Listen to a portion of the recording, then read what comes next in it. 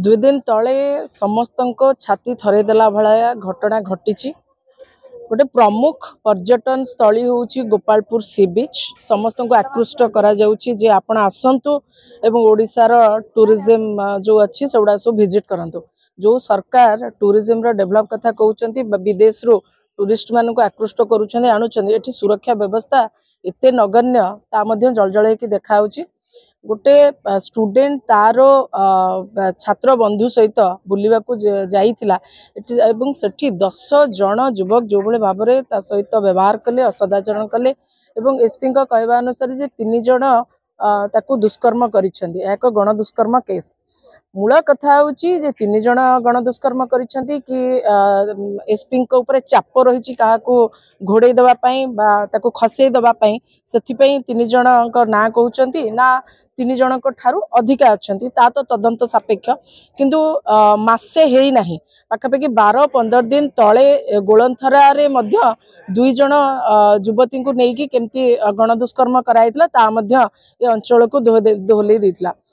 वास्तविक कथा हूँ सरकार माने वर्तमान निज पिठी निजे थापुड़े विकास डिंडिम पिटुंट सुरक्षार डिंडिम पिटुंट किंतु यही पुलिस स्टेशन पाखरे एत बड़ घटना घटीगला। दुईटी घटना घटीगला। गोटे घटना 2टी झील को गलंथरा नहीं गण दुष्कर्म करागला एवं आउ गोटे बाहर आसिकी पाठ पढ़ुवा छात्री को 10 जन जो भाई भाव में बलात्कार कले कि गण दुष्कर्म से शिकार है निश्चित रूपे चिंताजनक विषय। यूपी सारा देश में 1 नंबर राष्ट्र थिला ए दुष्कर्म आ गण दुष्कर्म घटना रे किंतु आज ओडिशा ताकू मध्य बळीगला। ये हूँ सबुठु दुर्भाग्यर कथा।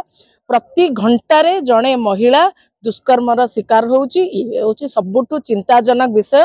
सरकार निदा विष्णु साजिछंती एवं तांकर जो डबल इंजिन कि ट्रिपल इंजिन सरकार ता तो सेवन जानिथिबे किंतु सरकार उदासीनता कोठी ना कोठी एई अपराधी माननकु अपराध घटेबा पई बेसी प्रोत्साहन दउछि बोली स्पष्ट जना पड़ुछि। जातीय कांग्रेस गोपालपुर निर्वाचन मंडल एमएलए प्रार्थी आज की 2 रविवार दिन जो घटना नारी निर्यातना उपर जो होता से एसपी पाखु आम आसलु जन गोपालपुर निर्वाचन गोपालपुर टाउन भितर प्रकार जो हूँ केमी कौन कले पेट्रोलिंग भल आसार काम सुरुखुर हम एमती हेनी कहू आसलु। आमर प्रतिवाद रहा दीर्घ 100 वर्ष कि 50 वर्ष तलू गोपालपुर प्रोजेक्ट हिसाब रे जो बाहर देश लोक मैंने सब आसबार से बाहर देश जो आसिक गोपालपुर प्रोजेक्ट हिसाब रे जो ये थिला से जिनस आज ए रविवार दिन मौलीगला।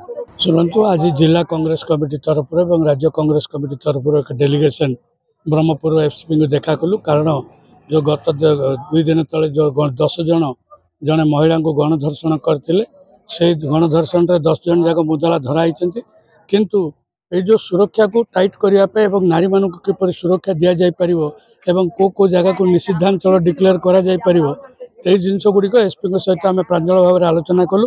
एसपी आमको प्रतिश्रुति देते से निश्चित भाव में से महिला मान सुरक्षा दायित्व नेबे एवं पुलिस विभाग को सजग करेंगे जमी भविष्य में कौन महिला प्रति अन्याय अत्याचार कि दर्शन हो ना से दिग प्रति एसपी दृष्टि देवाई आमको प्रतिश्रुति देते।